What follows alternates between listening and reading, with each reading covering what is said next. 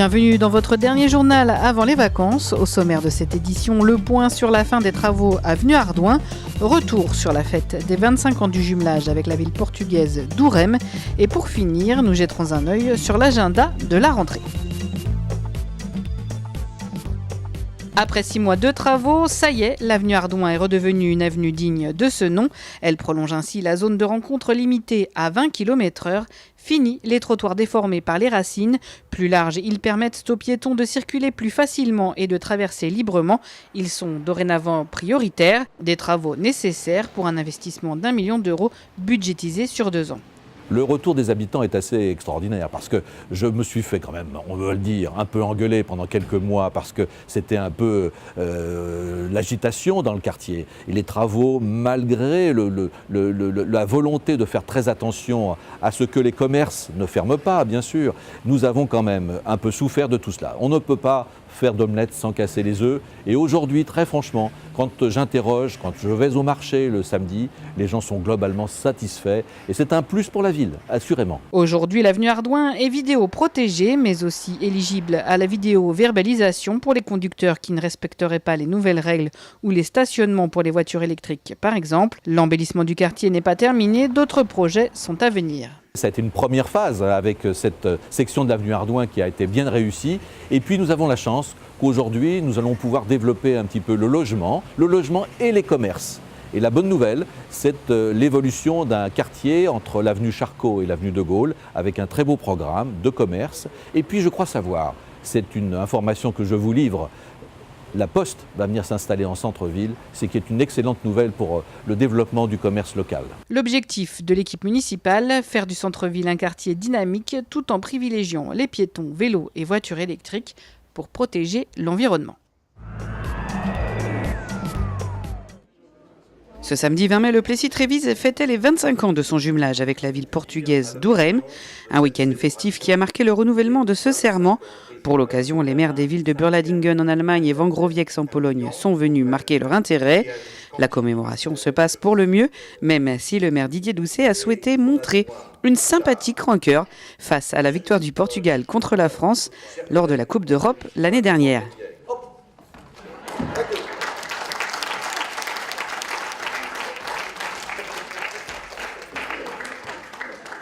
C'est la surprise. Signature du serment, échange de cadeaux et hymnes européens et nationaux. La cérémonie se déroule pour le mieux à l'image de la relation des villes d'Ourem et du Plessis. C'est une fête très importante parce que sont 25 ans et parce que c'est un mariage entre deux villes au Portugal et en France qui avait beaucoup de relations à propos des Portugais qui habitent ici au Plessis, mais à toute la région. Et de cette forme, nous sommes deux pays de l'Europe. Il y a un travail ensemble pour faire et il y a une forme de démontrer que les Portugais et les Français sont des frères. Parce que nous aurons un passé commun et aussi un présent commun parce que nous sommes deux pays de l'Union européenne. Une unité européenne mise à mal ces derniers temps, il faut aussi savoir œuvrer pour elle au niveau local. Le fait d'avoir des jumelages, 3 jumelages avec l'Allemagne, Burladingen, nous allons fêter d'ailleurs les 30 ans l'année prochaine, avec aujourd'hui les 25 ans avec Ourem, et puis tout récemment aussi avec Wągrowiec en Pologne pour les 10 dernières années. Aujourd'hui, c'est le modèle. On peut très bien défendre l'Europe en étant dans une ville, dans un département, et c'est l'occasion pour nous de dire, voilà, à notre niveau, au niveau local, nous aussi nous défendons l'Europe. Et c'est un bon moyen de s'exprimer fortement. Il y a l'amitié et puis il y a aussi toute cette ambition politique que nous pouvons avoir très raisonnablement dans nos territoires. Pour cet anniversaire, le maire portugais est venu accompagner des étudiants de la prestigieuse école d'hôtellerie d'Ourem. Ces jeunes Portugais ont préparé un succulent dîner pour faire découvrir la gastronomie portugaise traditionnelle. C'est un plébiscite, les convives ont apprécié, à l'image du président du club Robert Schuman, organisateur de la rencontre et qui a d'autres projets en tête, question jumelage. Je suis ravi d'être le président du club Robert Schuman, je suis ravi de voir vivre ces 3 jumelages. On a pour projet d'en développer d'autres. Ce n'est pas un secret, on est en train de mener ça ne s'appelle pas des négociations, mais d'avoir des premiers contacts avec une ville grecque. Il y a des échanges entre Didier Doucet et le maire de cette ville en Grèce.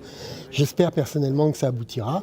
Et par ailleurs, on mène des recherches en Grande-Bretagne à l'heure du Brexit. L'idée étant de pouvoir quand même proposer à nos jeunes une ville de langue anglaise. L'Angleterre, c'est compliqué. On a un ami du club qui fait, par l'intermédiaire de son relationnel, de grosses recherches sur l'Écosse. J'espère que ça aboutira.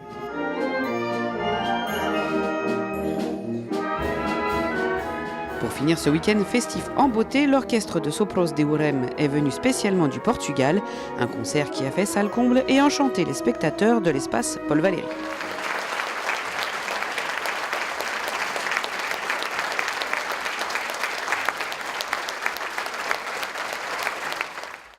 C'est les vacances, mais voici quelques rendez-vous à ne pas manquer pour la rentrée. Le 9 septembre, c'est le forum des 70 associations plécéennes à l'espace Carlier. Ateliers d'initiation et démonstrations pour toute la famille sont prévus. Le 17 septembre, c'est la brocante plécéenne, un rendez-vous incontournable depuis 3 ans.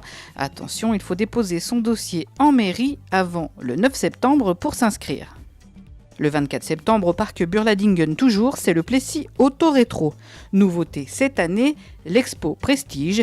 L'entrée est gratuite et vous y trouverez un food truck pour vous restaurer. Pour finir, le 1er octobre, c'est la 3e randonnée des parcs. Marcher, découvrir, partager sont les seuls mots d'ordre pour cette journée ludique. C'est tout pour cette édition. Rendez-vous au prochain numéro. Je vous souhaite d'excellentes vacances et puis rendez-vous au mois de septembre.